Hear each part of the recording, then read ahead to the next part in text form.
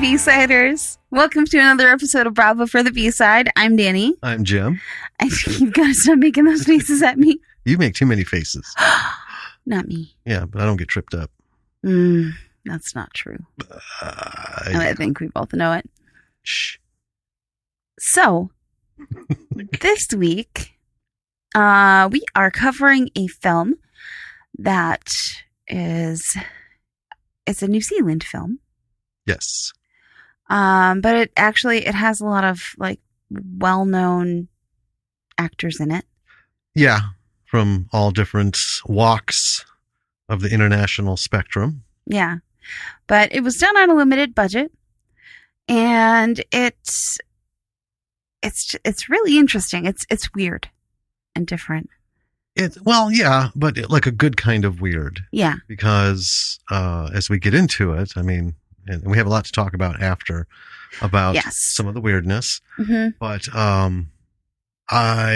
this was a lot of fun. We watched this because we finally got around to it, and we didn't intend on doing it for the episode. Yeah. But that's true. Yeah. But we decided to rewatch it again and take notes, mm-hmm. and do the episode on it because we count this as a B movie. Well, yeah. It had an extremely limited release in the U.S. Yes. And at first we thought it was because of the pandemic, but no, it was set to be an extremely limited release. Well, there are reasons for that. And I think there's also, there was a little bit of controversy surrounding the release of this movie, but we'll get into that after we talk about the episode. Yeah. It grossed less than $1 million return. Yeah, worldwide. Interestingly, though, most of that money came from Russia. Yeah. I mean, this was a film that it was really not meant to release in the U.S. It was set for international release. We were not the target, which I always find interesting because there's a lot of movies out there that are really good and either don't make it here until they hit VOD, or they just simply get like a week and like 50 screens, if that, because everyone seems to think that, this is the movie capital of the world. It really isn't. No. This is the capital of, we put an awful lot of worthless shit on film, but I don't count that. Back in the old days, this was the place to be, right? And Hollywood was the place because it was this whole new thing coming up and movie making, but didn't take long for everyone to catch on. And, nowadays, I think it's even playing ground, and some people just don't fucking care if it shows here. Well, on the screen. Yeah.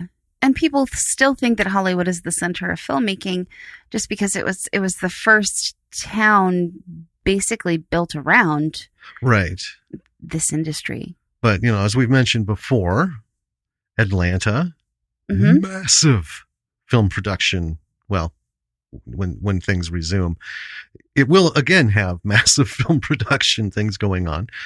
Canada, for the longest time, has been a haven for television series. Yeah. And some movies, but mostly series, get shot up there. And, why not? So, yeah, I think Hollywood's kind of lost its grip. Oh, yeah. In a number of ways. I mean, there's still reasons to head there, right? Particularly if you're an actor, because while these things take place in Canada and they do a lot of shooting in Atlanta and, around the world, there are not a lot of like centralized hubs where you can be located to get discovered, to, have a plethora of entertainment options available to you, as compared, because a lot of it's still based in LA, and a lot of Canadian actors have representation in LA, which is weird, but maybe that'll even out one day, and, there'll be some places. Lost my screen. There we go. We'll get it sorted. God, this coffee is so good. Yeah, it I is. just can't stop drinking it. I'm going to be done with it in like 45 minutes. Oh, you're going to be hurting. It's been a long weekend, folks. It's another D&D weekend. And It was so fun. it was a lot of fun. But for those of you who don't know, or that don't know, we start at like 6 o'clock Saturday night.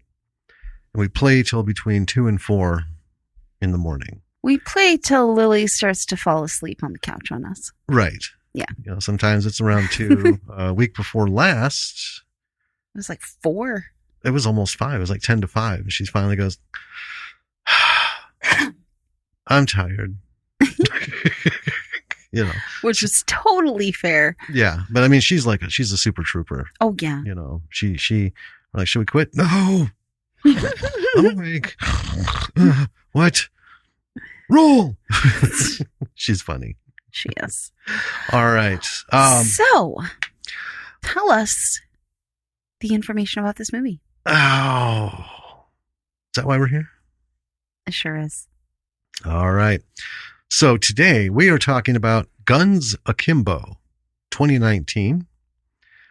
Director Jason Leigh Howden, written by Jason Leigh Howden, starring Samara Weaving, Daniel Radcliffe.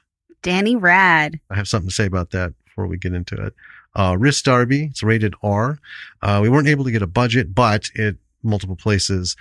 Very limited budget. In fact, Jason or Mr. Howden is the creator of Deathgasm. So that gives you an idea of the money that he has to work with. I think there was a little bit more for this one, probably than Deathgasm, but still superb job. Yeah, and I believe there was a Kickstarter campaign, I think, because there were Kickstarters thanked at the end of the credits. Yes, a lot. Yeah. Huge. I've never seen in a production of this quality and scale. I have never seen the never-ending Kickstarter list like that. It was crazy. I was thinking, it's going to be like a after credit scene because look how much is left in the nope, it was all Kickstarters. Yeah. So this plot line for this bad boy, I'll read it. A guy relies on his newly acquired gladiator skills to save his ex-girlfriend from kidnappers. First of all. Now, well, I just want to say, first of all, it's on IMDb. Second, it's the liner notes for Amazon Prime Video.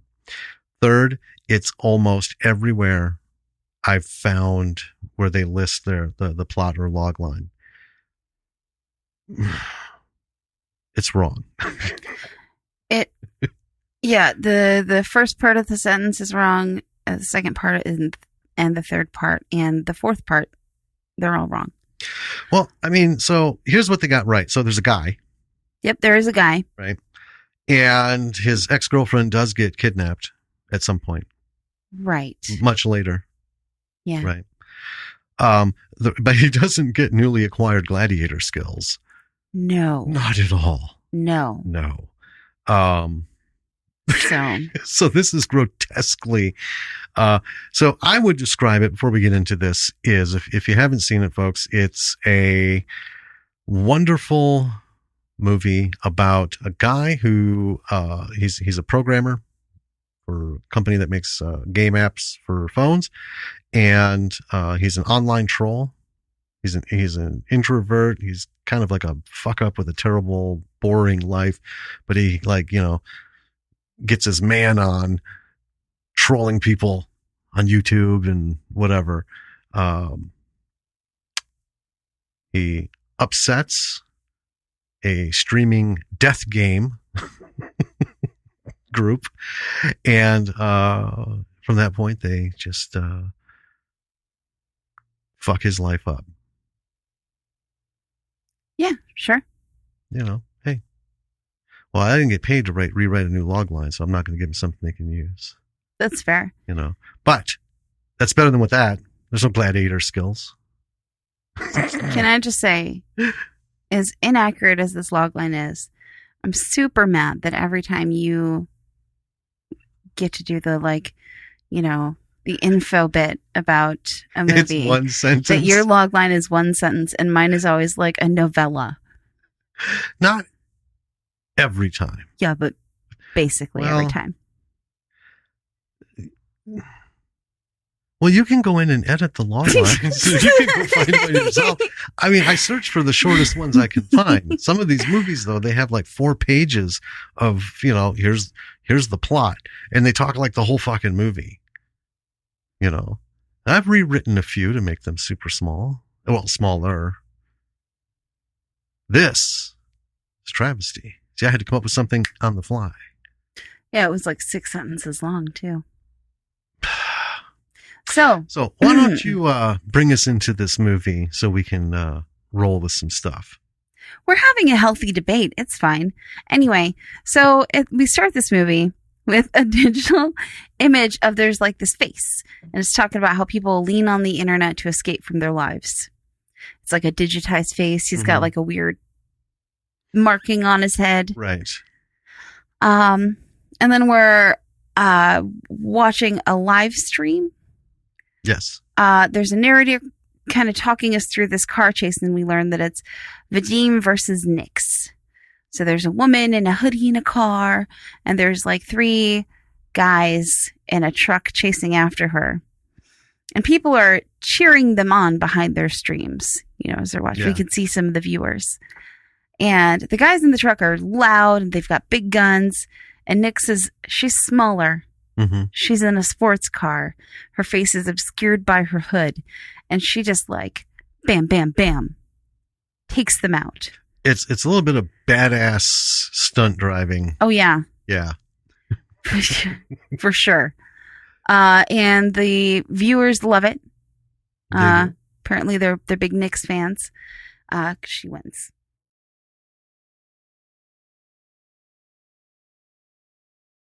And that, folks, is the movie. That's the thing. So, who wants to start?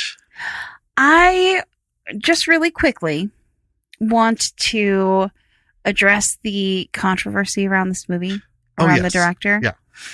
So, this movie was very nearly not released. Yeah. And that is because the director, Jason Lee Howden, just went wild on Twitter. Yes. Just going on, like, targeting film critics, saying that they were bullying this journalist. There's a lot of things. Actually, I don't want to get in. Yeah. Anyway. Search Jason Lee, Lei, Howden. Twitter rampage, whatever, Twitter something, and you folks can find it. We're not going to give credit to the details. Yeah. So the distributor, Saban Films, released a statement because people were like, oh, well, he just, fucked his movie. Well, right? They call it to boycott the film. Yeah. Everywhere. And they said that they don't condone, agree, or share his online behavior, which is upsetting, yada, yada, yada. But a lot of people besides him worked on this film. They put a lot of hard work into it and were releasing it for them, right, not for him. Yes. And I need to figure out this new setup right quick. Oh my gosh. So, and I think that was a good thing. I think that the writer-director obviously has a lot to do with the film, but they're not the only person who brings it to life. A film is, by definition, a collaborative effort.